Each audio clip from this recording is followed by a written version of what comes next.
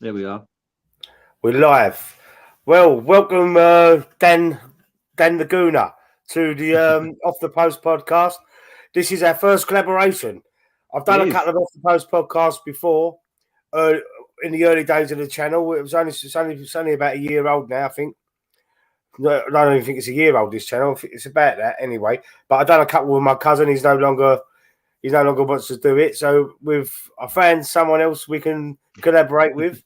It's been a long time waiting, but we found someone. Hopefully, we'll be doing this on your channel as well. Hope so. Um, yeah.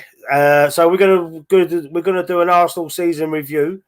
We're gonna look into how can we improve and transfer rumours, and obviously last night's game, West Ham, brilliant result for them. Yeah. And so we get going. Yeah. First thing I just want to say is to any question, like if anyone had any doubts at all, because we've got like Arsenal's definitely the most popular fan base in terms of internet, right? Like in terms of YouTube channels and media. And there's speculate, we've taken a lot of stick off different. I just want to, on the record, to say I'm absolutely thrilled with the season we had.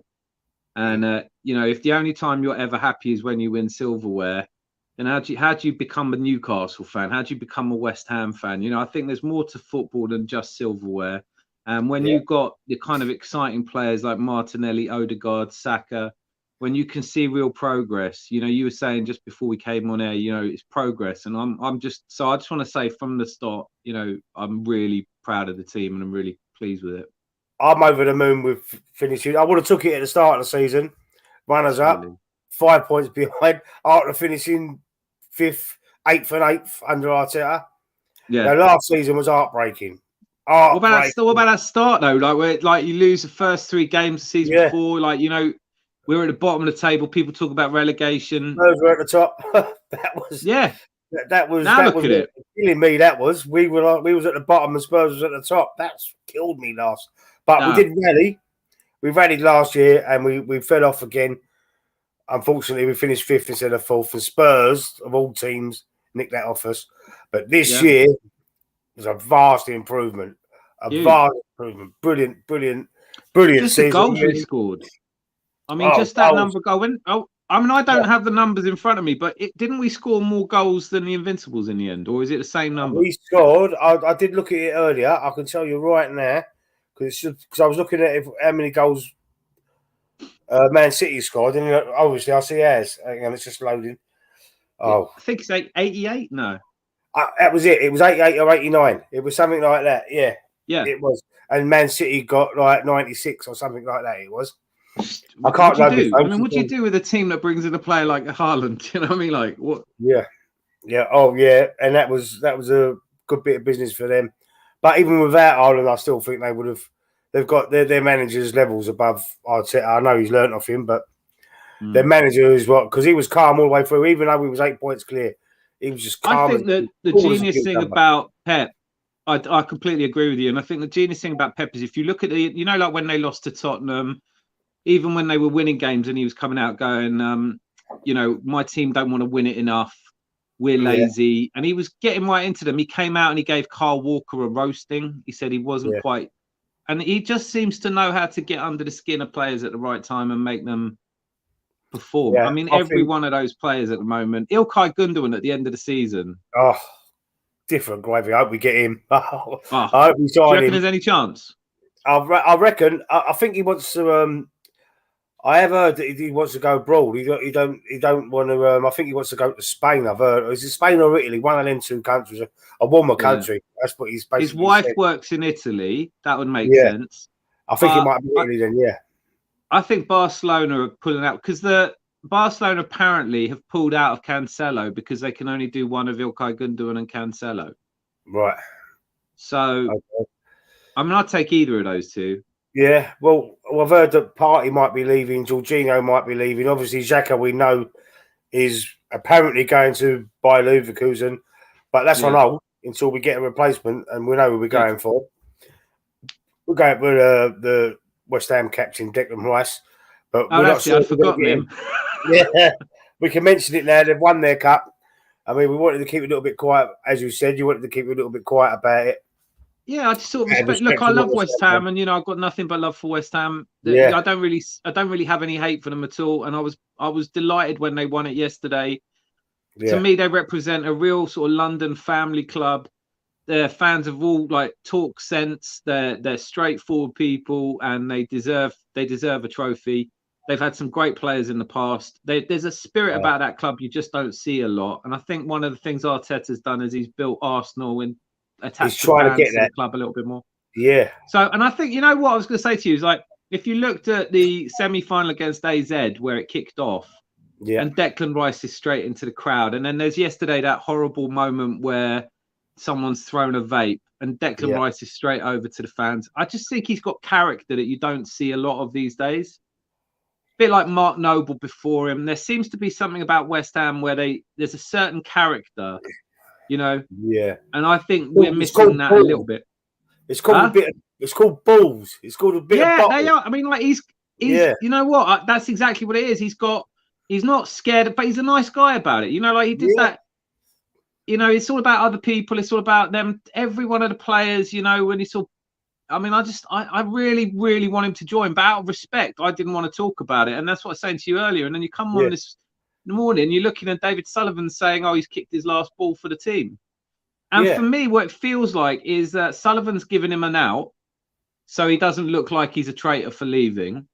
And Declan Rice yesterday is saying, "Look, it's up to the people above me." When it comes down to it, if they get 100 million for him or more, Yeah. and they spend it wisely, that's important to a club like West Ham. And I hope that, unlike Tottenham when they sold Bale, I hope they do a kind of thing where they buy in 3 or 4 players and they really kick on next season. Yeah. Well, so do I. I really think the world of West Ham, and I hope they do well. I think David Moyes is going to stay. I think it's his decision. Sullivan's also said about Moyes. He said if he wants to stay, he can stay. It's up to him. So that's a good thing. I think he should stay. He finally won something. And with West Ham as well, West Ham have finally won something. I've done a little video before. I remember 99. Do you remember 99 when they won that Intertoto Cup? Oh, you remember that? I remember that as well because I remember where I was. I was talking to my friend. And I said we was in a little pub called the Brunswick in Poplar. Watching playing pool when that was on, and we watched that in there. And we were talking about. Wasn't the same celebration though, was it? No, it was. I don't know what. I think that entitlement went to another competition by winning that. Yeah, I mean, it's there. Like for me, the two that stand out: Intertoto, and when Chelsea won the Zenith Data Systems Cup. Yeah, yeah. You can't. But then, what I thought was beautiful about the conference, like no one wanted to play in the Conference League. I might have been the only Arsenal fan. When we finished 8th, I really wanted us to finish 7th because nights like that, they don't come along that often. And in my lifetime, we've only ever won the Cup Winners' Cup, and that doesn't even exist anymore. Yeah. And so I'm not turning my nose up at any trophy. I mean, these Spurs fans were like, "Oh, we don't want to play in a conference." It's like, good, don't then. Yeah. Well, they didn't, did they? Well, they got in it, and no, they didn't. They was crap in it, weren't they?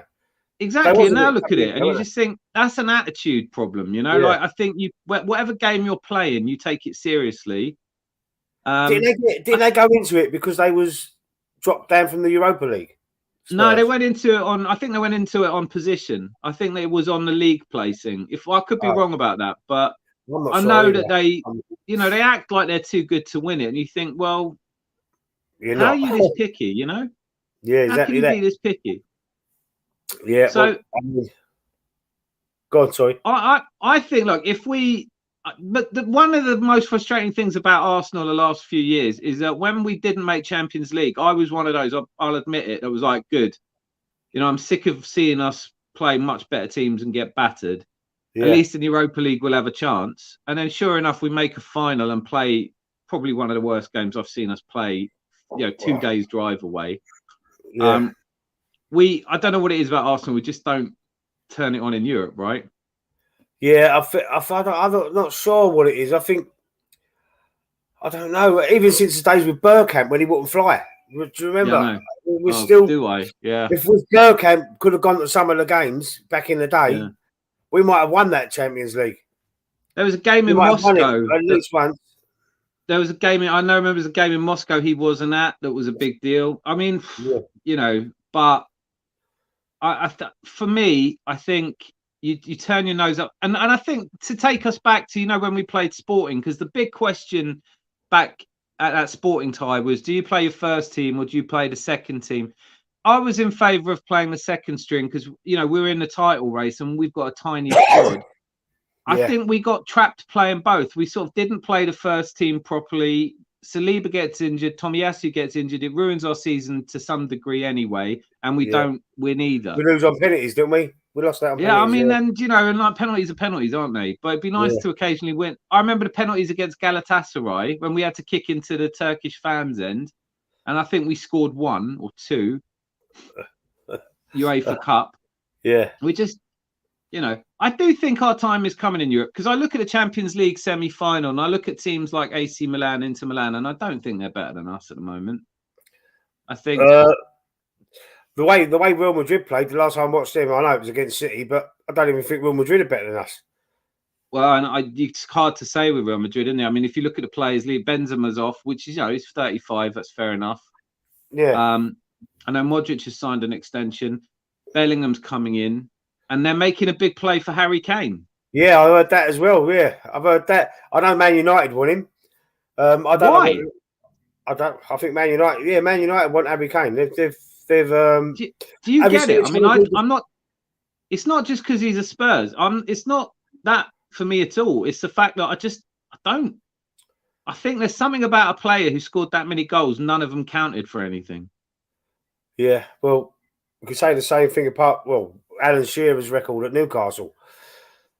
Yeah, but Alan Shearer's at least got a Premier League title under his belt. Yeah, he won that with Blackburn, didn't he? Yeah, he won that with Blackburn. But I mean, he stayed loyal to Newcastle, and he stayed there, and he could have moved anywhere. He could have moved to any other club in the world and won a trophy, but he didn't. He didn't. We've got to comment here. There's something about Harry Kane. I did a video ages ago now about people always go, the problem is Daniel Levy. And he's definitely a problem, right? When he sacks Pochettino when he shouldn't have done, they're crap at selling players. He doesn't seem to know. Mourinho on the eve of the final, didn't he? Yeah, absolute bizarreness. I mean, why would you bring in Ryan Mason for a League Cup final against City, right? If you had Mourinho, why would you do that? I don't know. But then you think, what goes in Daniel Levy's head? I can't begin. I'm just grateful he's won. He's obviously a Gooner, right? So I blame him for a lot of it. And they've got a lovely new stadium for Beyonce and go-karting. But what cracks me up though is that if you don't know, I mean, look at the list of managers that they had to pick from. So he says, we didn't want Nagelsmann, we never spoke to him. Well, we know that's not true. Yeah. Luis Enrique. I know. Luis Enrique. Yeah. Right. Yeah. Why not? Arguably one of the best teams that's ever played is Luis Enrique's Barcelona. Yeah, definitely. Not 100%. Interested in him at Spurs. Money, that's why. Probably the money. That's what it is. Yeah, I think so. Because he, with Conte and Mourinho, I think he regretted, because obviously when he sacked him, he's had to pay him off, and he's probably thinking along them lines now. If I have to sack him, I'm going to have to pay his 10 million or whatever it is, and pay his contract. And Postecoglou, or how do you say it? I don't know the guy. I can't pronounce it. I don't. I know I should do. My grandparents were Celtic, and I'm supposed to be a Celtic fan. I don't watch Scottish football. I'm very rarely do I watch Scottish football. I couldn't tell you any players that are playing for Celtic or Rangers at the moment. Really, I couldn't. No, I can't. No. I mean, and that's the other thing. You go but he's offered him some 12 million or something. So he's still. Is he really? Is that how much he's getting? Gosh, not like a year, but I think the contract is that. I mean, it's a decent wage. Okay. Yeah, what's it? A 3-year contract, I suppose. 4-year contract. Well, it's 4-year contract, but I think what odds I'd give you right now on him seeing out 4-year contract at Spurs, I'd give you 100 to 1. Yeah, I can't see that. I can't see that happening. I can't see him lasting half a season. We've got a little comment. No, I reckon Levy will go before him. Levy won't leave there. He will. I don't think he will. I really don't think he will. So. Yeah. I honestly do. I think he's had his chip. Look, what would you? Who wants it? Why would you want that? If you love the club, if everyone whether he's been treated fairly or not by the Tottenham fans, I don't know. I mean, Tottenham fans baffle me at the best of times, but it's like a section of our fans that will shout and Cronky out, and you don't hear them now. It's if the results are bad, they don't want to blame the players, they don't want to blame the manager. They've got to blame the board. Yeah. I mean, Levy's made mistakes. There's no question about it. Shouldn't have sacked Pochettino when he did. He should have given Pochettino money. They shouldn't have gone 2 transfer windows without buying anyone. They've misspent. There's a really good TalkSport interview by one of the guys who used to work in the scouting division who says that Levy likes to get involved in every transfer and he will say yes or no, which is a terrible mistake. You know, if Josh Kroenke was in there telling Edu Gaspar who we couldn't sign, you'd have kittens, wouldn't you? You know, you just go leave it to the people who know what they're doing. Leave it to the football people. Exactly that. Like the coach Bowley got wrong. They know what players they want, and they know. Listen, this is why I'm going to play football. This guy can play the way I want him to play. I want him. Yeah. And then they go and buy you Emerson Royal or something like that. It was supposed to be better than White. Well, my favourite one, it's got to be Richarlison, right? I mean, that is the best thing to happen to outside of Arsenal this season. Yeah, you know, we've won the transfer window. He's going to the World Cup. And he's brilliant for Brazil. And then you know, like he scored 2 goals before he scored against Liverpool. He'd scored 2 goals, took his top off, celebrated, got 2 yellow cards. Both goals ruled off offside. Yeah, you know, he ends the season with as many goals as Holding. And 60 million quid. And now they're talking about, well, you know, he'll play up front when Harry Kane's not there. If Harry Kane hadn't played this season, his goals, if you took them away, they're about 32 points worse off. Yeah. They go down. They'd be in big trouble, that's for sure. And, you know, I'd be like that. So what? Because, you know why? Because of the fans. Some of the fans, I'm not going to label them all, but especially the hatred I was getting last season. Yeah. The pointing the finger. That. How are they pointing a finger at us and laughing? How can they point a finger at us and laugh? What is it? If you're a Tottenham fan, what's your happiest memory of the last 20 years? Probably beating Arsenal. That's it. Well, yeah. The only thing they've got is, I mean, it is like, I just don't get it. I don't get how you can be a football fan and it's that negative. Yeah. You know, there's no joy in it. They're just, I mean, I was going like the day after we pretty much threw away the league title. Oh, that's harsh. We didn't throw it away. We just got beaten by a better team. But I was to cheer myself up. I was going on fans and, you know, like Facebook pages of Tottenham fans and just I was winding them up, having a great laugh because they are just so bitter and twisted. Have you seen? I think at the end, Daniel Levy, this is a business he's running. Yeah, the business is doing well, but the football side of it's in collapse now, and I don't think anyone wants it. I mean, he's not like he can step aside. It's not like he would lose his share of it. He doesn't have to be responsible for the running. I think you have to say if you've had 20 years to run something and you haven't achieved what he was supposed to achieve, you do step aside, don't you? Well, I'm not so sure. I don't think he cares about achieving anything. I think all he cares about is being the governor, being in charge, having the power. I think he's like, see if he likes the championship. Yeah, well, we'll see. I don't think they'll go down. I think Chelsea got more chance of going down than them. But mind you, they've got Pochettino there, so they might. That's the other one. Can you imagine them winning the league with Pochettino, Chelsea next season? Like, why is Pochettino a good manager? Someone tell me. Well, I thought we done well with the squad he had with Spurs. I think he done a good job. He got him to a final. He got him to the Champions League final. Yeah, got beat by Liverpool, didn't they? Yeah, they didn't even turn up for that final. Eh? And he should never have played Harry Kane in that final. And that goes back to what I was saying before, because Harry Kane is massively goes missing in every final he's ever played in. But more importantly, right? So if you look at Pochettino at Chelsea. The problem with Chelsea is they've got too many star players that don't really get what Chelsea's about. They don't know each other. You've got to bring them together into a team, right? And that's what he tried to do at Paris Saint-Germain. And it didn't work for him. That's true. That's true. I don't know. I just that slipped my mind a little bit. Yeah. Yeah. Like he Neymar, was at Paris Saint-Germain. Mbappe. Yeah, it didn't work. No. Did not work. And now Chelsea, and I just think a real football man, if Todd Bowley wasn't just in this for the money in the States, a real football man would not be hiring Pochettino. I mean, again, look at the look at the manager. Chelsea have got so much money and so much prestige, and they're a high-profile club. And I hate to say it, but they're in a league above Arsenal in the last 10 years. Yeah. And he goes out, and the best manager he can get is Pochettino. That doesn't make any sense to me. Bayern wouldn't take Pochettino. Real Madrid wouldn't take Pochettino. Man United wouldn't take Pochettino. Chelsea I thought he was going there once. I thought he was going to go Man United, Pochettino, a little while ago. I think Man United have made their own. I mean, who knows who owns Man United at the moment? They've made their own mistakes. It's you know. Yeah. But I know there's loads of fan channels on here. Like, you know, do you watch any other fan channels? Yeah, I do. I mean, the football team. I like Mark Goldbridge. Yeah. But you know, the big fear that I think we should all have is that when you do a fan channel like ours, right? The biggest fear I have is that I end up being watched by everyone who just wants to see me when I'm miserable when we lose. Because that's the only reason I watch the Tottenham fan channels. I watch the Chelsea. There's a guy who does a Chelsea one who's like a toddler. Yeah. And every time loses, he's like, rah, rah, rah, rah. And you just think, where's that come from? You know, like who are these young people who just they have little meltdowns on the telly? You know, like on they're watching a football on the telly, and they have a little meltdown when their team doesn't play well enough.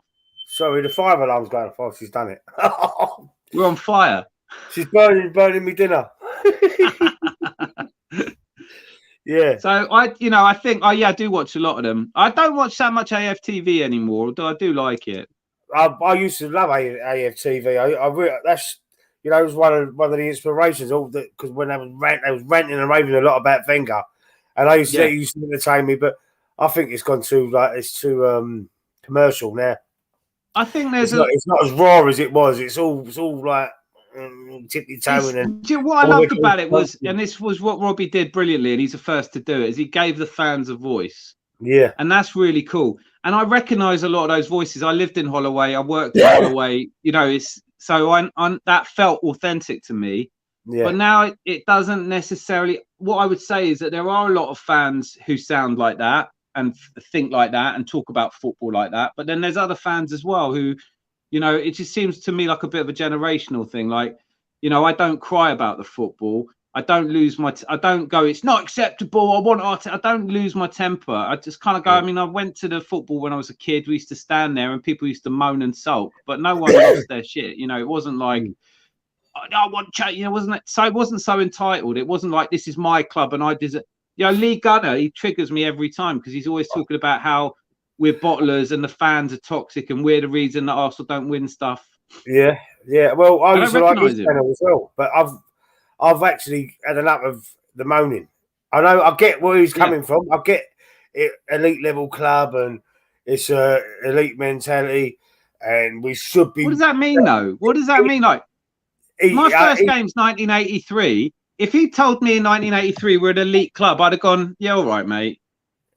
We're not an elite club. Is a moment in history. We're an elite club when Wenger turned us into a double winning team twice. We're an elite club when we do the invincible season. There's been moments of eliteness. We went that whole Champions League without conceding a goal, and now you know we lose to a team in the final that might have even bribed refs. You don't know. I'm not saying that, but I'm hinting it. You know. Yeah. We're an elite club. Teams come and go, right? Man City were playing York. Man United look at Man United as well. Look at their the drop off they've had. I do. What I'm trying to say is I do get where that guy is coming from to a certain extent. But he's not got a good word to say anymore. He actually said if Arteta puts us in the title race, I'll support the manager. We've been in the title race all season, and because we lost it, he's now against him again. You know, for me, I'm a fan. I'm a fan, and I love the club. If you call Martin Keown a wrong un, you can't be a fan. That's as simple as I can put it. Listen. And Ian Wright. It calls Ian Wright a scumbag. No, I can't have it. I can't. Sorry, I can't. I just can't have that. That's why I got put off of him. As soon as he was like, because he's rolling out merch, because he's wearing the merchandise, the new kit and all that. There's no one loves a club more than Ian Wright. No, and no one who's done more for the club than Ian Wright. Has Lee Gunner done more for Arsenal than Ian Wright? I was there when Ian Wright broke the record. Yeah. when he lifted the shirt up. I'm 186 or twice. whatever he had on the shirt. Yeah, he did it. Silly sod, he did it twice. He did it first time and he hadn't. And my mate turned to me, he goes, I thought he'd only scored 168. He goes, yes. And then he got a sitter and he scored the easiest goal he'll ever score and did it again. I loved Ian Wright. I loved him. I'm not going to have a bad word said about him. Yeah, still do. I think he's entertaining and all when you listen to him on Match of the Day or whatever. He knows football like only a very few people do know football. You know, he took himself from non-league football to the top of the game through hard work and practice and training. And, and then you've got some bloke who, I don't know what Lee Gunner's credentials are, but I went through, because I was really triggered by him. I went through his videos. When we signed Ramsdale, not good enough. He's not good enough for Arsenal. Now he's the most valuable keeper in the world.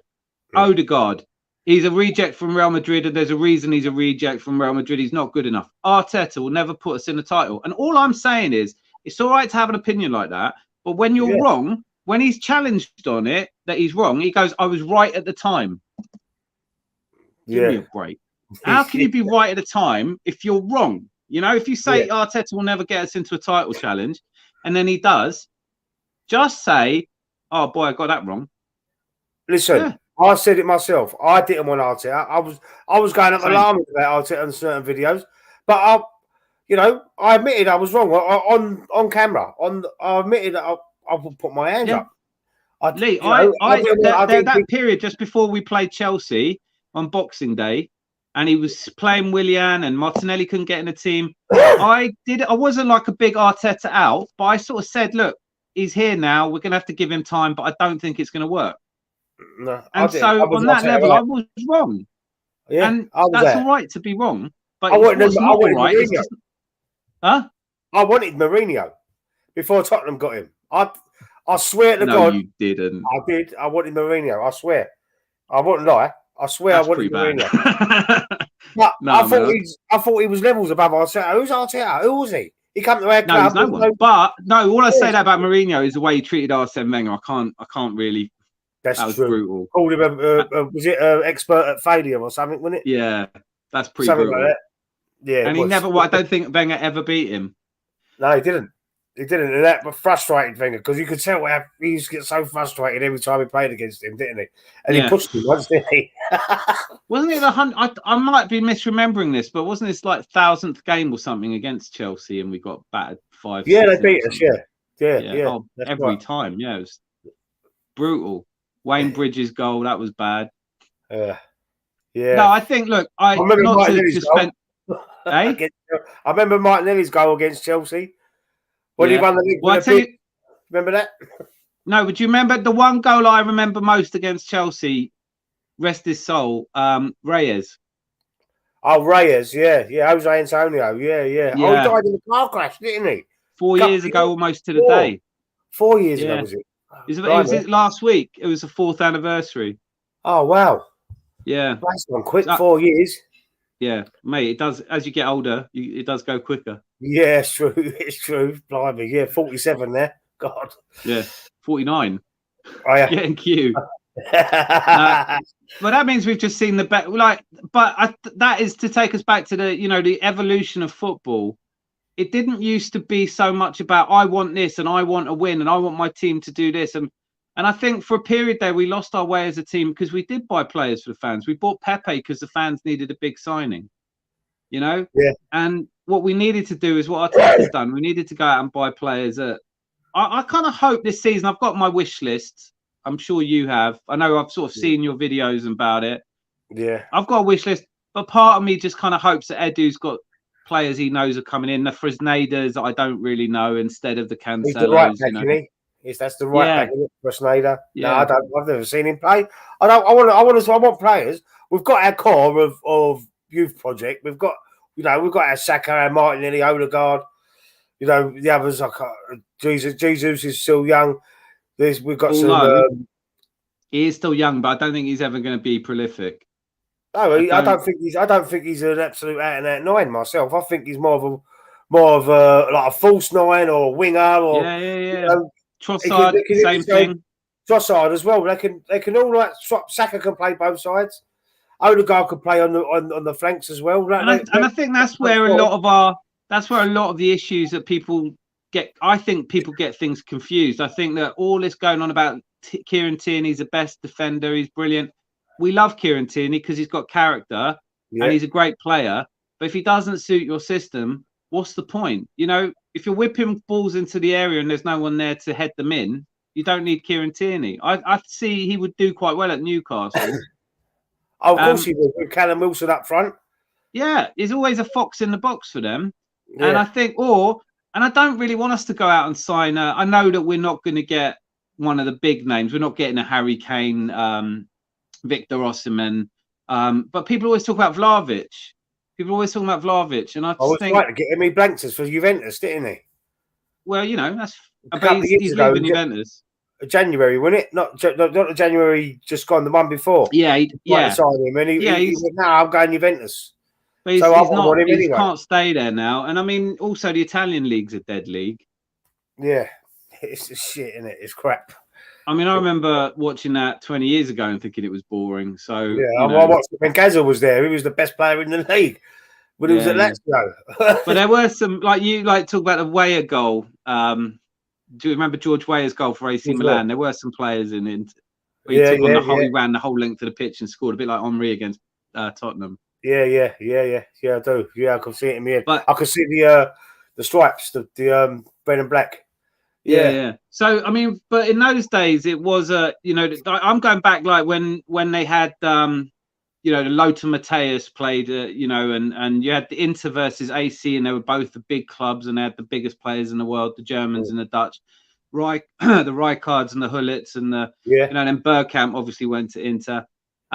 It's gone now. I think what made me laugh is that Victor Osimhen, when he was receiving his Foreign Sports Person of the Year in, I think it was January or February, he got the award, and during the acceptance speech, he said, "I've worked really hard. I'm working really hard, and my dream is to play in the Premier League."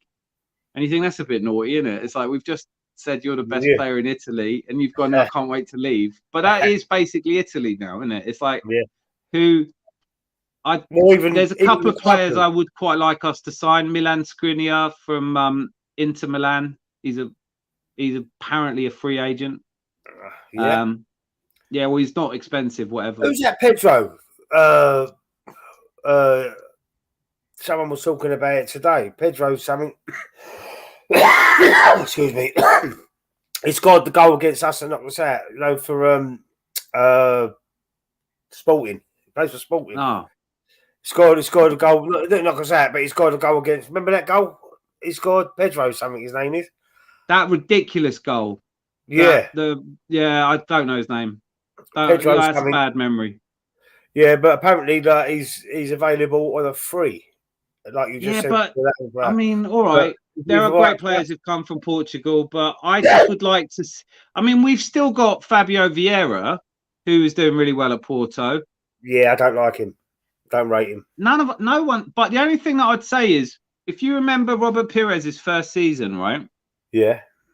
Flop.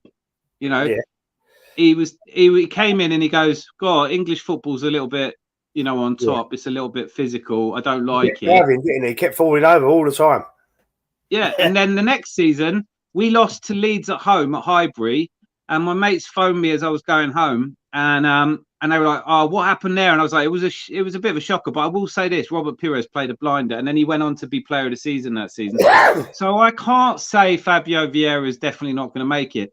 But what really gets me is he's not going to replace Odegaard, right? And he doesn't seem to want to play him in 8. And I think Emil Smith-Rowe's a better player. But you look at the minutes that Vieira got last season versus what Emil Smith-Rowe's getting. It doesn't make any sense. No, I don't know if he can't rate him then. I'd say he must think so. Because I think the season before, I think he got 11 goals, didn't he? 10 or 11 goals, Smith-Rowe. Yeah, he's second top scorer. Yeah, he come off the bench and he changed games. There's two. I don't know which way you look at it. There's two lines of thought. The one line of thought is that he's retraining. He's like everyone. The news coming out of the club is they've retrained him to be that 8, right? That Xhaka position, and he's and Xhaka wasn't scoring goals, and then Arteta sort of said to him, "You've got to step up now and get goals in this position." He comes in with 7 goals, 7 assists, decent. And he might be doing the same for Emil Smith-Rowe. And I do see why Emil Smith-Rowe could play that position really well. But Then I heard the other day someone really good point said we might be saying he's staying just to drive the price up because it doesn't make any sense. Like he's got so few minutes. I just don't see how Arteta fancies him and never plays him. Yeah, it might be just trying to be. It might say it might have happened. It might be a little bit of a discipline. It might be to put him in his place. Could be all. Could And be you all wouldn't sorts of keep him in the things. team, though, would you? It keeps a closed book. I'd say he don't give a lot away. It's a bit George Graham, isn't he? Yeah, he don't give a lot. That's what you were saying. He's like a cross between Graham and Pep, where he likes to play all that inverted flash stuff, but he's also like got a bit of a mean streak, bit of a disciplinarian. And the thing that, like, I think that great managers do really well is they create a them and us. You know, yeah. So in that documentary, and I mean, how good was it to have a documentary where you can actually see into the changing room and I watched. And some of the things he was doing when he's got is it Troy Deeney's quote on is it Troy Deeney or no Ivan Toney? I think it was, wasn't it? When Ivan Toney said it was a nice little kickabout, and he put that up on the board and went, "That's that was Troy Deeney." It was Deeney, wasn't it? Yeah, it's one. I knew it was one of the two. Yeah, it was a nice little. Yeah, when he was at Watford, they had a nice little kickabout. Yeah, he took the piss. Yeah. I didn't like it when he played. You never walk alone at the training ground. But that was cheesy. But I understand it, man. I do understand it because, like, you've got to get these players ready for combat. You know that there is something about there's something about the atmosphere at Anfield that we just don't turn up, right? Yeah, and then that's another one from the people going on about how the 2-2 because we let 2 goal leads slip at Anfield. All right, we didn't, that's what I find frustrating is all these people who are perfectionists. They look, they sit on the sofa, drink a beer, watch the football, and then tell everyone what they should have done. And then I look at a guy like Bukayo Saka, who from the age of 8 has given up everything to play for Arsenal. He doesn't go out drinking. He doesn't go out partying. He's not your average teenager who's, driving cars too fast or whatever. He's focused, determined. He works his sack off every day. Yeah. And then you've got someone sitting there going, he's not good enough. And you go, you can't say that until you're better. Exactly. It's a privilege to watch. Like when I started going to football, the players on the pitch were basically like the fans in the stands. They'd go for a beer and then they'd tell, my favourite player growing up was Merson. Well, later on was Merson. Yeah, I like. And it used to drive me mad how you'd sometimes drop him, and then of course you find out it's because he's turned up to training 13 pints worse off, and you think, nowadays none of these players do that. Martin Odegaard does not do that. Martinelli, they give everything for the club. Yeah. And then people say it's not enough, not good enough, not working hard enough. It's a culture change, isn't it? It's a complete culture change inside Arsenal. Because they were well-known pissheads, Parler, Adams, Merson, all of them little, all that Perry Groves, all that little lot. Perry Groves. I'm glad you mentioned Perry Groves. I'm reading his autobiography again, Perry Groves. Oh yeah, yeah, brilliant. I like him. Yeah, ginger. That was one of my favourite ever chants. That when you go through number 1 is Perry Groves. It's brilliant. I will always live in a Perry Groves world. I used to like Brian Marwood as well. He was a good player. Yeah, Marwood. Finally, Alan Smith. Look how far we've come, man. Yeah, look how far. He's a good striker. Don't get me wrong, but in a different era, Or like for me, Rocky. Davy Rocastle. Yeah. Oh, yeah. Another. It was a shame about him. Like he died so young. So he was only about 25, wasn't he? Something like that. No, 26? He was 32. He played at Chelsea. He was 32. Oh, he went to Chelsea. It's still. Huh? Yeah. He went to Chelsea after Arsenal, didn't he? He went to Leeds and he went from Arsenal to Leeds, from Leeds to Chelsea, and then from Chelsea he went to play Malaysia for a year, and then he got sick. Yeah. Okay. And he's got beautiful family, and it's just, it's just heartbreaking. I think his daughter does a lot for that sports. What do they call it? There's a game. What do they call it? It's every year. It's a charity thing. Oh, the UNICEF one. They play football. Yeah, they play. Where the rest of the world play. Yeah. England. Sport. Yeah, I can't think of it now. It's gone out of my head, but I think she works or does something to do with him. He's Rocastle's daughter. Just, a beautiful footballer. We had no business having a player that talented. Like he was like his goal against Man United is one of my favourite memories in football. You know, do you know he goes past Ince and Robson in the midfield and then chips Schmeichel. Just when you think of that, right? he wins the ball off Ince and Brian Robson, and then he chips Peter Schmeichel. That's how good that guy was. He was different. Two of the most hardest players that Man United have ever had. I can't. I mean, apart from Roy Keane, Roy Keane, yeah. For me, if you asked Roy Keane who was tougher out of him and Robson, I don't think he'd say himself. Yeah, they called him the governor, Paul Ince, didn't they? The governor. Yeah, well, he called himself the governor. Yeah. He can't even speak properly. Have you heard him talk? But he's another one of them. He's another. Look at West Ham. You know, we started off talking about West Ham. Yeah. As a team that's produced great talent like Joe Cole, like Rio Ferdinand, like, you know, I mean, they have absolutely produced quality footballers. Yeah. You know, Michael Carrick's another one. Yeah, Carrick's another one. I wouldn't put him up there with those though. I mean, I think for me, Julian Dix, that's the other one. Left back, left back in the dressing room with someone that he's knocked out. They said, I heard someone talking about Joe Cole actually, and they said he was ridiculous. I think, who was it? I was watching something. Who was it? Anyway, he was talking to David Seaman. David Seaman was there, and I can't remember who the player was. And there was someone else. There was three of them. They were all sitting around. It was on YouTube. I was watching it. Yeah. He said Joe Cole was ridiculous. So he was doing Rabonas from 40 yards and chipping. Yeah. Well, do you know what's funny? It's like, you know, the Evening Standard. This would have been when he was about 15, and Trevor Hockin did a piece in the Standard. Yeah. He did a piece in the Standard going, "This kid's going to be the best in the world. He's got everything." And so, you know, when you hear that about a player, you watch them. Yeah. And it never, I mean, look, he's won everything in football, right? But he didn't quite work out for Joe Cole. I don't think. I mean, all right, he wasn't the best player in the world, but he had the skill. I don't think he should have gone to Chelsea. I think that was a mistake. No, I don't think. I think he should have stayed at West Ham. I don't think anyone should go to Chelsea. I think if you gave me a choice, if I could snap my fingers and one football team disappears, I'd keep Tottenham for the comedy value, but Chelsea would be a distant memory. That would be it. I can't stick to. I know. I have a lot of time for some Chelsea fans. It's not. I'm not trying to be all tribal, but oh god, I just don't like them. It's the only ground I've ever seen like real scumbags in. Do you know what I mean? Like when I took a friend to see them play because it was the Cup Winners' Cup and they were playing Real Betis and Finidi George was on the pitch, and this Chelsea bloke behind me, and I'm in the Chelsea end. You know, I'm not there as a Chelsea fan. I'm just there to watch a football, but it made my stomach turn. And he's shouting racist abuse. And the one thing I'll say is this skinhead, this massive skinhead with braces and everything, like St. George tattooed a lot, stood up and I was like, oh, here we go. And he went, shut up, you idiot, like that to the guy. And the guy sat down. I was like, thank God for that. Because Chelsea was just, you know, it was just the most horrible club for years. And just the only thing that they ever had, you know, Kerry Dixon was Chelsea for me. Yeah. I remember. I didn't really watch a lot of Chelsea back in them days. I do remember Kerry Dixon, the long blonde hair, wasn't it? They call it the mullet.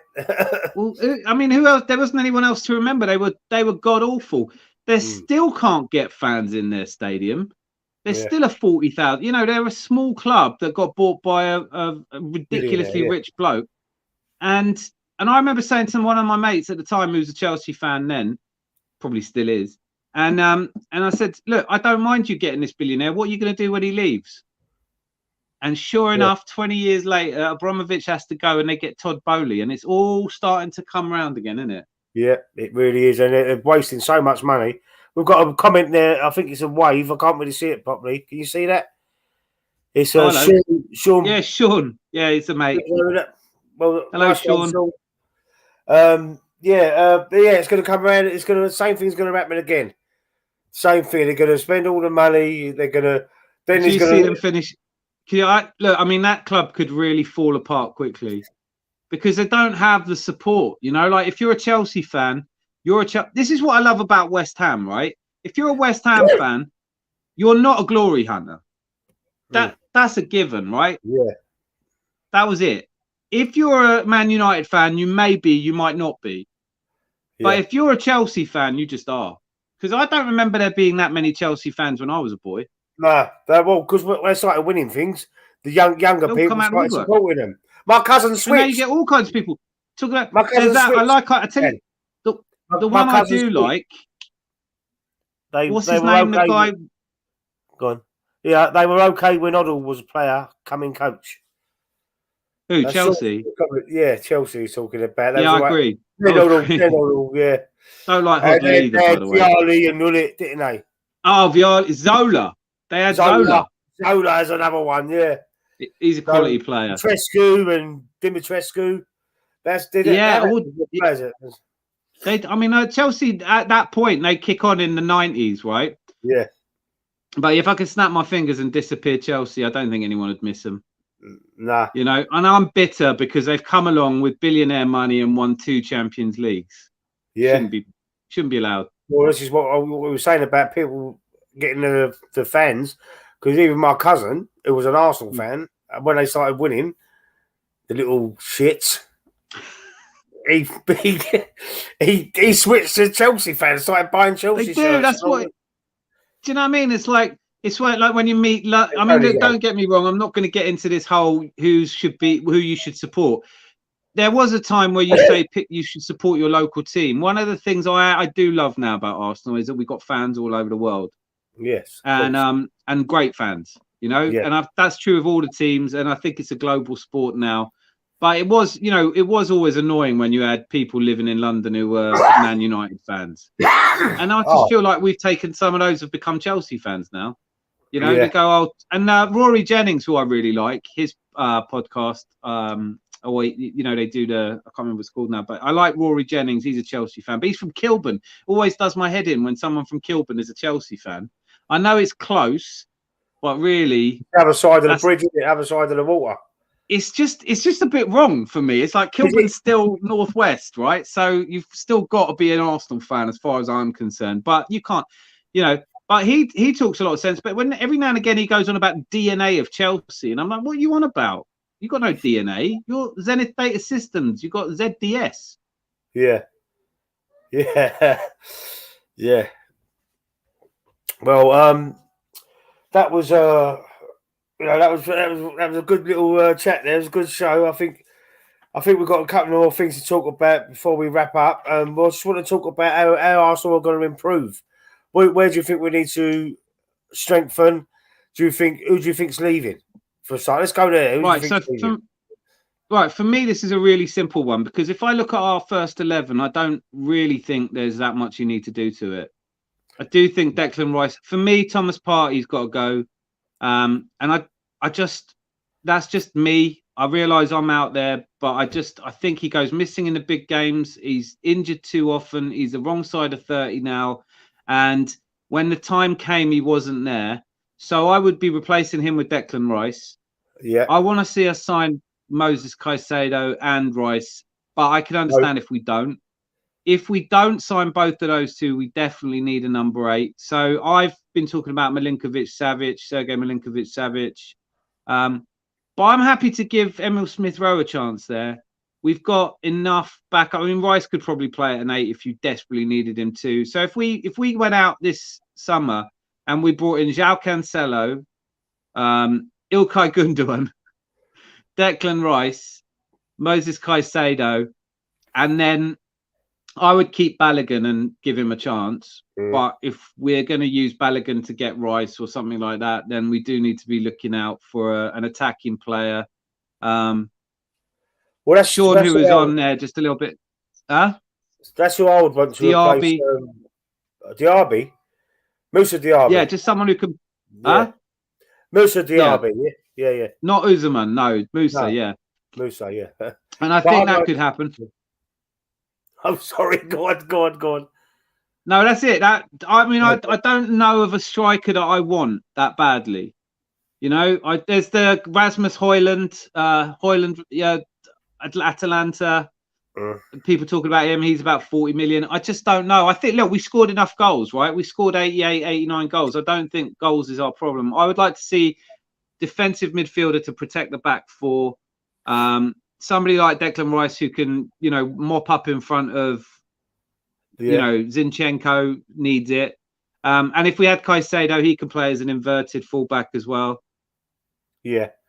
Okay. Sean's asking, how do you guys see the team if we sign Rice and Caicedo for 70 million each? Well, haven't we got billionaire owners? Like, I thought, what's the point? How comes we've got billionaire owners and we can't go out and, like, Chelsea can spend 619 million and we worry that we're going to spend. Rice, I think, will go for 90, but he might go with Balogun going the other way, so we might get a bit off that. Caicedo, I think they're going to dig their heels in and try and get. I mean, Chelsea are in for him now. I think 70 million would be pushing it, so we're probably going to spend the best part of this apparent 200 million we've got on those two players. But if we're signing players like João Cancelo on 30-40, we're selling players as well. We are going to sell Tavares. We are selling Sambi Lokonga. We've already sold Pablo Mari. We're, Has he gone, Mari? Yeah, he went for 6 million to Monza. Okay. I don't make the nose. He ain't going to be coming back. He's on loan, isn't he? He's free. Yeah, he's gone. End of contract. Yeah. Don't miss him. No, but when you were saying about replacing Partey, I think Gundogan's the absolute nailed-on replacement for him, and to get him to sign him for 2 years on a free, and to sign him on for 2 or 3 years, I think I'd sign him for 4 because I think that's what he wants. 4, is it? Okay, but he's been offered. This is the problem we have. Is like Barcelona have offered him 4 years. I don't know. I'm not in the know or anything, but I think that they've offered him a 3 or 4 year contract. Pep's really keen to keep him at City, but they're only offering him 2 years. So if we could, I don't know. I ultimately don't think we'll get Cancelo. I don't think we'll get Ilkay Gundogan. I want us to fix up. If we don't get João Cancelo, we do need a versatile fullback that could play both wings. Yeah. Cedric Suarez is leaving, so he was one that's supposed to be able to do that. We need to upgrade on him. I don't like but Cedric Suarez. If we don't get that versatile fullback, we need a centre back, right? Right. Yeah, we do. I was thinking of Fofana. He's played with Saliba. Yeah, they centre back. Yeah, they play together. Yeah. I've written him down. I like Upamecano as well. What's stopping us from getting someone like that? Great tackler, great ball winner. Upamecano. I haven't seen him this season, but I watched a few of his games a couple of seasons ago, and I'm looking. No, I mean he's quality. I mean it's just tough with some of these big signings. They don't always work out, and then you're left. What do you do? And when you're looking at Gabriel and Saliba in the centre back, you're not going to swap one of them out. Yeah, no, not Gabriel or Saliba, but I think he's going to be looking to go with a back three and have inverted like City played in the cup final with 3 centre backs and then a 2 and then a 4. But look at the centre backs they've got. Look at the centre back. I mean, do you know what annoyed me as well about that? They're saying about John Stones playing in his new hybrid position. Why is it? Eric Dyer's done it. So how's it a hybrid position going from centre half to defensive midfield? Isn't it? Eric Dyer. Eric Dyer done it for England and for Spurs. So how's Eric it a hybrid Dyer? position? You can't come on. There are just some names you hear and they just bring a smile to your face. Eric Dyer. It's true though, isn't it? I'm not lying. No, you're 100%. But then, if you talk to people, they'll go, "This is a position that's been played for donkey's years. It's not." Yeah, of course. It's not some new. Yeah, but Pep, like you got to give him credit. He does. I mean, the way they played against us, the way he set them up against us, he's always a step ahead. I want him to win this Champions League on Saturday, and then go and manage Brazil. Yeah, or go manage PSG or something. Leave us alone. Yeah, Real Madrid. I don't care anywhere. I mean, I know that he won't go there, but like, go back to Bayern. I don't care where. I've loved it. It's great. No. Time to go, Pep. But he comes across like he's bored anyway. He doesn't want to stick around forever. Yeah, I don't think he's going to be there much longer. I think he's waiting to win the Champions League anyway with them because he hasn't won it with them, has he? And I think he's only ever won it with Messi in the team. Yeah. That's the criticism that stings him. He says you can only win the Champions League with Messi. Well, now he's going to win it with Ireland. I can't see it in Milan. Yeah, I can't see it in Milan beating them. But anyway, final, though. We've got Sean as another message. The point from his last question, the point being that an outlay like that obliges us to put them on the team sheet. I get what you're saying, Sean, but look at Man City. Man City have got a full 24-man squad full of players, 70 million, worth 70 million. He rotates. It's about, we're in the Champions League now. If we're going to push for the title and the Champions League and just get a bit further in these cups, like Man City are doing it every year because of their squad and because of their bench. That's what we've got to do. So we've got to have the players with the right mentalities to know, we've got to sit down this week because Caicedo's playing. Yeah. Oh, and if right, and you know what? And if you're winning, you can't argue, can you? Of course not. And I love what you're saying, Lee. I completely agree with you because I think, look, that's a small club mentality when you go, oh, he cost us 70 million, you've got to play him. You know, never mind when they're your player, it doesn't matter what they cost you anymore. Yeah, they're your player now. It's got to be irrelevant. Exactly that. Yeah. And I mean, look at Calvin Phillips. Look, he's not. Look at him. Look at him. 60 million. Was he played like 4 games? I think, yeah. I don't even think he's got that. Is he a couple of substitute appearances? If you add up all the minutes he's had this season, I don't think it comes to 4 games. No, I don't think so. But either. Jack Grealish last year, you know, or Foden this year, you just go, look, you play when you're good enough, and then we need you to play in a certain way, and you play there. I think I totally get the point Sean's making about, you know, if you've spent 150 million. But I think fans, we don't care what you spend on players. Well, I can't speak for other fans. I don't care. It's not my money. Exactly, you know? that. We're a money-making enterprise. We're one of the most supported clubs in the world. We've got like a real avenue into America, and we've got a great fan base around the world. Really passionate, really intelligent fans. Like, I don't know. I found She Knows Arsenal recently. Brilliant podcast. She knows football. Oh, is that Jessica? Is it Jessica? I've only found her in the last week or so, and I'm just hooked. She's really knows her stuff. Absolutely brilliant podcast. And she's American, you know, and I think that we're going to see Americans get more and more into football. It's one of the fastest growing sports. They've got the World Cup in 26. I think it's going to be, you know, I don't care how much a player costs. I think if I look at Declan Rice is 24 and he costs you 90 million. So sell him in 5 years for 70 million. Yeah. It's not going to go so badly wrong. He's worth, you know, like Moises Caicedo's 21 years old. Is he really going to go from being 90 million in this summer to 0 in 4 years' time like Pepe has? Of course he's not. No, of course he's not. You can tell. I never seen Pepe play really that much before. No, I didn't. But I've seen Moises Caicedo play, and there's a player in there. There's a good player there. And played at right back for the last part of the season. Stunning. And when he went into Martinelli after Martinelli should have probably been sent off. Yeah. That for me was like, that's what's missing in our team right now. Bit of grit, bit of bite, Just a bit of that's my ball. Give it here. Yeah. You know, like I love that.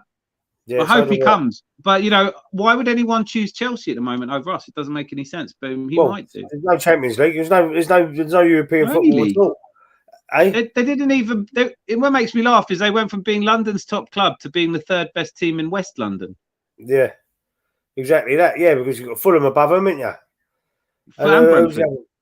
Brentford, yeah, that's it, yeah. Yeah, and then look at it this way, though. You know, we conceded as many goals as they did. Yeah. So if we can protect that back 4 with Declan Rice and Moises Caicedo, we might not need another player. Well, no, yeah, them 2 midfielders, but I still think we do need, because don't forget when Saliba got injured, we fell off. Holding's not good enough to replace him. I'm not sure about his Kiwior. Still not sure about him. And we've got no one else really there. We need another centre back. Tomiyasu. But he's always injured. And he looks like he's out till October. Do you see that? Yeah, he's out again. So I think. I think we could sign up. All right. So you could say Caicedo and Rice, and you get Mark Gray from Palace or someone like that. Anyone? Yeah. Someone better. You don't obviously you ain't going to be levels. Something better than Holding. Yeah. Well, anyone's better than Holding. Can you imagine if we can't find someone better than Holding? Oh God! Like honestly, I love him. Don't get me wrong. I love his hairline. I love everything about him. But he's not the player that you want when you're going for the title up at the Etihad. and you need him to stand up, and he was terrified of Ireland. Ireland bullied him. But you know what's funny? Like, you know, the FA Cup when we went up there and made 6 changes to the first team. What's really funny is that Holding played really well against Haaland that game. Almost. I mean, he got a yellow card and that ruined it. But it looked like he was coping with Haaland. There was one game I see him play, actually, Holding, where he did play very well. Well, I don't think it was Man City. I can't think what game it was. But even that idiot, what's his name? Lee Gunner. No, not Lee Gunner. But I wasn't going to mention him again. But there was someone else that I can't think of it, wasn't there? It was a pundit. Was it Jamie O'Hara? Oh, don't listen to him. Was talking about how he thought that he had a good game. Even him, and he slags Arsenal off every chance he gets. I can't listen to him. It's just too funny. Do you know what I mean? It's just too funny. He's ridiculous, isn't he? He's ridiculous. He's just him and the other one that they're on together. The Chelsea, Cundy. Oh, yeah. He was saying, I don't care if West Ham win it or not. Like he was saying about he don't care, he don't want West Ham to win it. Like, do you know what? You have to be a really mean-spirited git to not want West Ham to win that last night. You know, like get it. I'd say I'm not going to say I love West Ham, but I love so many of their fans. Yeah, I've had so many good nights with West Ham fans, and there's a character that they're a West Ham fan, right? Yeah, and I'm so pleased for them. I'm really pleased for them. And anyone who doesn't want to see them do well, I mean, what am I supposed to support Fiorentina? No, exactly that. And listen, as a football lover and all, yeah, to watch football, any chance I get, I don't care what game's on. Yeah, it's going to be hard. Spurs are the only team I don't like watching. But I mean, I don't mind watching them lose a final. I can watch that all day. Oh, of course, if they're playing another English club, you know what I mean. But I can't. No, I mean, but if Chelsea, I don't like Chelsea. I can't support Chelsea. It's not like I love all English teams. I just don't. But West Ham, I guess I have I don't even mind that they played such a big role in, even when that 2-2. That pretty much was one of the first games after Liverpool that cost us the league. And I still didn't hate them for it. I thought they came and they played their hearts out. They were in a relegation scrap, you know? Yeah. They deserved the game. To not want to see them win, you've got to be a bit mean-spirited, haven't you? And we were 2-0 up against them as well, weren't we? And they come back 2-2. But then Southampton, there was 3. Was it 3-0 or 2-0? I think it was 2-0. Yeah, they were 2-0. Then we brought it to 2-1. Then they made it 3-1, and we got back to 3-3. But it was over. Yeah, that was it. Yeah. I think the worst performance for me is Forest. Yeah, we lost 1-0. Lost 1-0. Or Brighton. Actually, no, Brighton was probably the worst. What one? The one where they knocked the cup, or the one the 3-0? The 3-0. The 3-0. No, I honestly, and I know this is going to sound like a really stupid thing to say.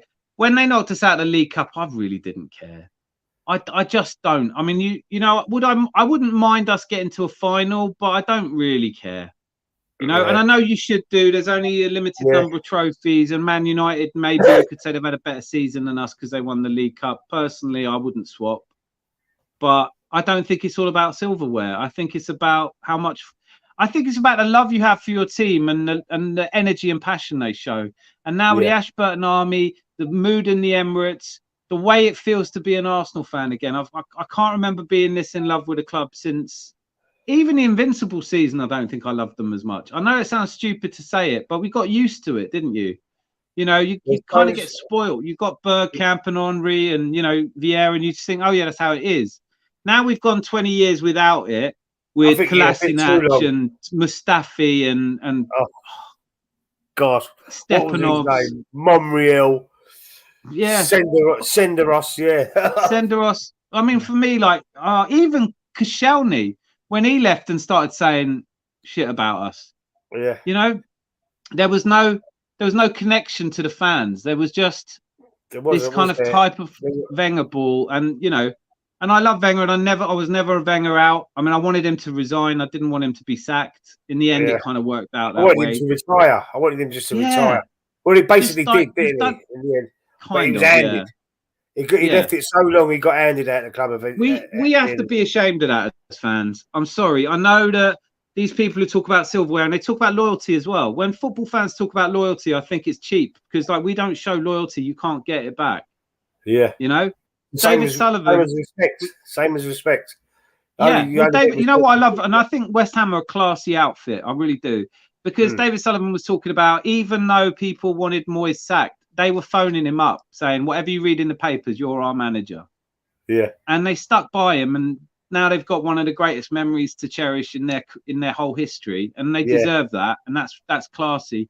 We hounded Wenger out, and that was that whole AFTV thing you were talking about earlier, where it was like, he's got to go, he's got to go, he's got to go. You know, like you can't judge a man until you can do what he can do.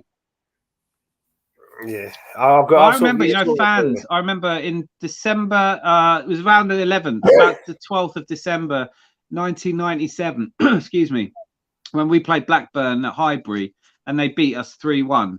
And this will make you laugh. All the phone-ins were like, I was walking back from the match. When I got home, I was listening to it on the radio, and all the phone-ins were going, "You can't play Petit and Vieira in the midfield. They're too defensive-minded. It will never work." Joking. We win the double that year, and those two win the World Cup. And you just think sometimes fans just shut up. You know, we're there to watch, right? Yeah. If you knew as much about football as Arteta, I'd be in the job, wouldn't I? Of course, that was the best midfield partnership I've seen.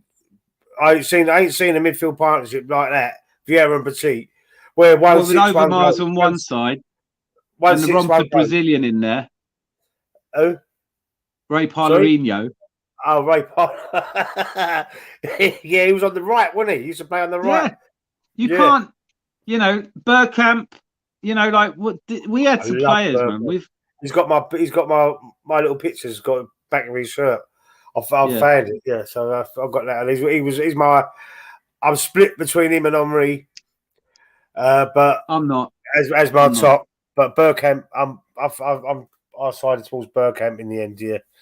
Henry is without question the best striker we've ever had, but for me, Bergkamp was just. It was like watching someone from outer space. He just was just.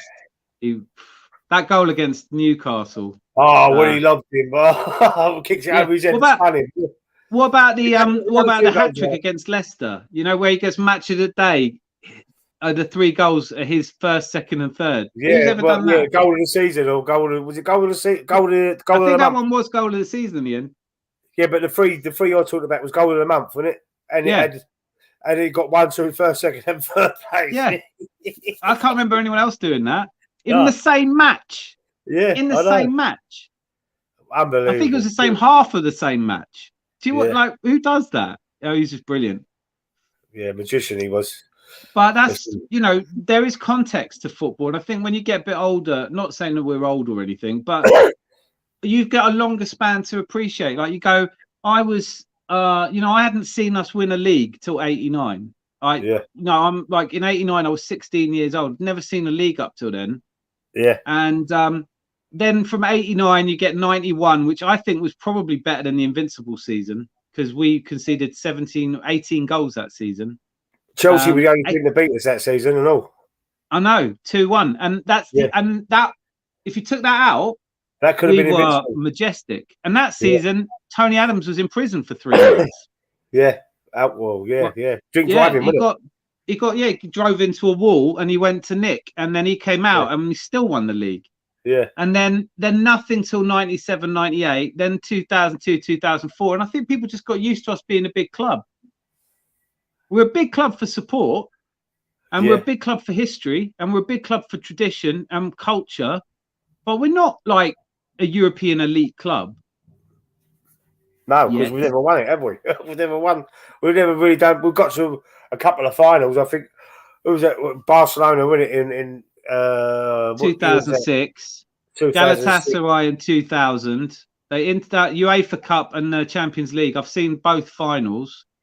I've seen 2 Cup Winners' Cup finals where Naeem scored from the halfway line and that's Alan Smith scored as Palmer. Stuart Houston was manager. For that one, How mad is that?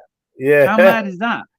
Yeah. I remember it, And that's one regret from the Wenger period, you know, but that's the other thing. That's the other, you know, not to keep going on about West Ham, but I have a lot of sympathy. I have a lot of empathy for West Ham as well because they're like a selling club, but we were for years. Fabregas went, Vieira went, Henry went. You know, Yeah. like you get a player that, like Clem, Yeah, who was boys. crap for ages, then suddenly he's good, and then Barcelona have him. Manu Petit goes to Barcelona. Cesc Nasri. Fabregas goes to Nasri. Samir Nasri. Nasri, Adebayor. You know, Yeah. every bloody person that we've had that's been good has gone. Ashley Cole to Chelsea. Yeah. Yeah. That was Giroud gone. sickening. That was sickening. Ashley Cole going Yeah. there. And he was from the Roman, down the road from where I live. Like out of East London, the Roman supposed to be like loves Arsenal. Why did he go to Chelsea then? Because they didn't offer money? him a contract at Arsenal. They Van offered him Persie money, went to Man United because they didn't offer him a contract. Chelsea offered him more money than Arsenal. That's what I heard. It wasn't even that much more money.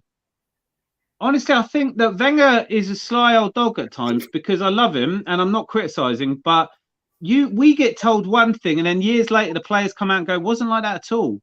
It was not like that at all. I felt disrespected. I felt like they didn't want to make me an offer, and so I took an offer from someone else. Yeah, and he got tapped up. And then they make it out. Huh? He got tapped up, didn't he? That's what he did get tapped up. But that happens all the time. We do that. Come on, you can't have it. They're doing it there, like, and it's not even frowned on there. No, well, I mean, did you see the video of Declan Rice at Gabriel Jesus' birthday party? No. Well, that's well, you're telling me he's at Gabriel Jesus' birthday party, but no one from Arsenal's talked to him. Come on. Of course, yeah, no, I get that. Of course, that's what I'm saying. It's not even frowned upon there. Back in the day, if you can't speak to the player unless you agree to terms with the club first, and then the club's got to give you permission to speak to their employee. Yeah, that's how it used to be. Which, when you think about it, you wouldn't have that in any other walk of life, would you? No, but that's how it used to be, though, wasn't it? Yeah. And look, Ashley Cole, too much water under the bridge now. Yeah. We don't love him. That's that. But Van Persie, I mean, look, how many players did we keep? You know, who didn't go? I was heartbroken when Vieira went to Juventus. Oh, yeah, of course. And Henry left as well. Yeah, but Henry left, and you could kind of understand he left after it was obvious we weren't going to go in the Champions League again. And you don't begrudge him a chance to win it, you know? That's true. Yeah, I get that. But obviously, I'm still talking about being heartbroken of players that leave. Don't leave. When Vieira left, he was the only one in that league to stand up to Roy Keane. And this might be a subject for another day, but Vieira might be the last guy that we had in an Arsenal shirt who could go looking after our players. Yeah, definitely. I mean, Gilberto Silva weren't too bad at it. No, but it's the same era. You know, it's the same. Yeah, it was the same era. I mean, Edu wasn't bad, to be honest. But like, who have we had since then? You look at the Arsene Wenger teams. Like if Jack Wilshere had someone looking after him, I just think I think Declan Rice isn't a tough guy, but he's a brave guy. He's like what you said earlier. He's got balls. Oh, he's got and some I think stones, that's really important. Yeah, we need a little bit more of that, and hopefully I think look, Edu and Arteta doing their job brilliantly. I've never heard of some of Ramsdale. I would never have signed Ramsdale, not in a million years. No, right, relegated 3 times, but now he's undroppable now. Unbelievable. He's the world's most valuable goalkeeper. Yeah, brilliant. Officially, is it official? Who else? Like, when Granit Xhaka stayed, I was like, what are you keeping him for? He's rubbish. To keep him this year. No, this year Ben White. Different. I thought we spent 50 million on Ben White. I was wrong. Boy, was I wrong. Only because he played right back this season. I don't think he's great centre half, but right back this year. I think he was all right. I wouldn't. I think he had a mistake in him, didn't he? He had a few. I know every player has, but I think he made some. I don't know. I just couldn't put my finger. I weren't confident when he was at the back. It was like watching. It was like I've never been confident. It's only this season. Yeah. Do you know what? I'll make you right, because with Saliba and Gabriel, both of them look good. With Ben White and Gabriel, both of them look a little bit jittery. Yeah, he's got a bit of a They've all got. I know they've all got mistakes. Even Saliba's got mistakes in him, but they're young. Them two together, Gabriel and Saliba, that was solid. It's like Adams and Keown all over again. isn't it? Adams and Imagine, Bold. imagine, Yeah. imagine. If only, like Yeah. Stevie Bold chips the ball to Tony Adams, who smashes in a volley to make it 4-0. When it turns And round like would that, you wouldn't believe it? Yeah. it? That's the best. Like moments like that. Like, what if you're a Tottenham fan? What's your equivalent moment to that? I ain't got one. Maybe when Gazza Yeah, scored a free kick against us. that's it. Maybe And then when, breaking his leg in the next game, and that's it. yeah. And that was 32 years ago. So Jesus Christ, isn't that gone quick? yeah, it's gone quick. Blink of an eye. All right. Anyway, let's call it a night. It's getting a bit. It's hour and Yeah, 15 let's do it. minutes. It's gone on a little bit. I'll just say I hope that the off season that this summer goes as quickly as the last 32 years, because I don't know what I'm going to do without football. Oh, Just no, talking yeah. about transfers all the time. Yeah, we'll be talking about transfers. We might as well. We can do another show if you want. I'll message you. Yeah. So hopefully you'll be able to set up your channel for your streaming, and we can alternate it, and that'd be good. I did watch a couple of those tutorials you suggested. I think I've got a grip on it. It's good. And I'll link it to the Facebook next time as well. Oh, you'd have to pay for that though. You have to pay if you've got. If you've got, you can. There's different levels of memberships to stream. Oh, right. Well, I'll write to Stan Kroenke and see if he'll sub me. So the free one lets you to stream to one platform, but the next level up, I'm not sure how much it is. It's about £25 a month or something like that. You have to pay. You can I'll stream have a look at it. But then you can stream to multiple at once at the same time. You can stream to Facebook, YouTube, LinkedIn, whatever else. You know what I mean? Yeah. Let me know when to go. I'm happy to make it a regular sort of Thursday if that works for you. Usually a good day for me. Do that. We'll do a Thursday show then if that's all right. Yeah, sounds good. Okay. So yeah, we'll just see whatever topics come up during the week and we can talk about that, and we'll be back next Thursday. Hopefully next week we're talking about lots of signings because I want it done early. Get them done early. We don't want to wait till deadline day. We want to get them done so they can go on pre-season. Don't even joke about it. And we ain't got to worry about it. I want deadline day. I want to go to bed early. I'm not staying up for another one of them. They're just so disappointing, isn't it? Yeah. Oh, mate. Oh. Some of them when you're waiting up. And I remember, what was it last time? Was it summer or was it the January, the last one? That Douglas Luiz thing. Oh mate. Douglas. Oh, mate. Yeah. And it's just at 11:59 and it's not happened. Yeah. You know, yeah, but actually look at him. He's come again under Emery. He's a good player. Obviously, we can't get him. Decent. He would have helped us a little bit. He's better than El Neni anyway. Anyway, let's wrap it up. Don't forget to subscribe to my channel. There's a link in the pinned comment of the Gooner channel. Dan the Gooner is one of the newest channels out there. Yes, you're a little bit younger than my channel. I think about 6 months younger. I think you are. Well, so it's about 4 months now. I'll tell you what, since the 31st of January, that's when it started. Oh wow! So you've been going probably. I started probably last July, something like that. I think it was. Yeah, so I haven't done a full season yet. Yeah, mine's nearly a year. So anyway, subscribe to both our channels. The link's in the description and it's in the pinned comment for Dan the Gooner. Make sure you subscribe to his channel as well and stick the likes up. Put your likes on. If you want to see us, we'll be back next week, same time, 8 o'clock. All Arsenal. Talking all Arsenal, hopefully, this time, and transfers. Hopefully, we're going to sign a few good players and we've got loads to talk about. So, we'll speak to you soon. Be lucky. Yeah, be lucky.